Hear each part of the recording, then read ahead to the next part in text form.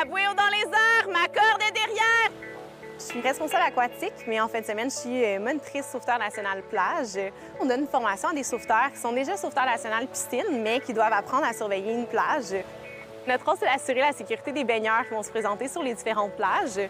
Ça va être aller chercher parfois un baigneur en difficulté, faire de l'intervention aussi auprès de la clientèle qui veut souvent dépasser le câble.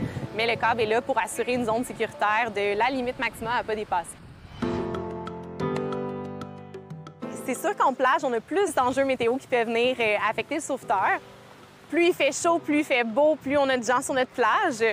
Au soleil, le sable, ça rajoute de la chaleur aussi. C'est venir gérer une bonne hydratation, une bonne prévention du soleil pour le sauveteur aussi. Par chance, la plupart des postes de surveillance qu'on appelle un mirador ont un petit toit qui vient quand même protéger le sauveteur.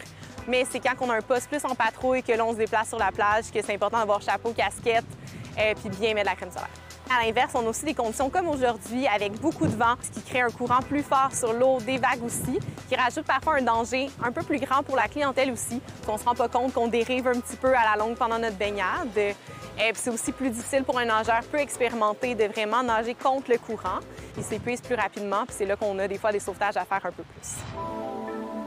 Si c'est une journée très, très fraîche, c'est plus difficile pour le sauveteur de garder sa température puis garder une chaleur. Parce qu'on est assis sur place, on est plus haut aussi, fait qu'on est encore plus exposé au vent. Il faut porter plusieurs couches, mais en même temps, il faut être prêt à intervenir en tout temps quand même à l'eau. Fait qu'on peut pas être trop habillé. Il faut rester vigilant, être confortable quand même pendant notre surveillance. On est habitué à reconnaître les nuages là, en tant que sauveteur. On s'est habitué à notre environnement. Dès qu'on entend du tonnerre ou des éclairs, on doit évacuer notre eau et notre sable. Ça rajoute une difficulté parce que des fois, on peut avoir du tonnerre, mais il fait gros soleil, il fait très chaud, les gens veulent quand même se baigner. Fait que ça vient faire une prévention du public, leur expliquer pourquoi c'est pas recommandé de se baigner à ce moment-là, puis pourquoi on leur demande de sortir. Travailler en plage, c'est un super bel été pour tous les sauveteurs. Tu apprécies ton été, tu as de la variété, tu as des clientèles qui changent un peu plus que ta piscine. Puis souvent, tu vas avoir une plus grande zone à surveiller aussi. Fait que c'est un beau défi.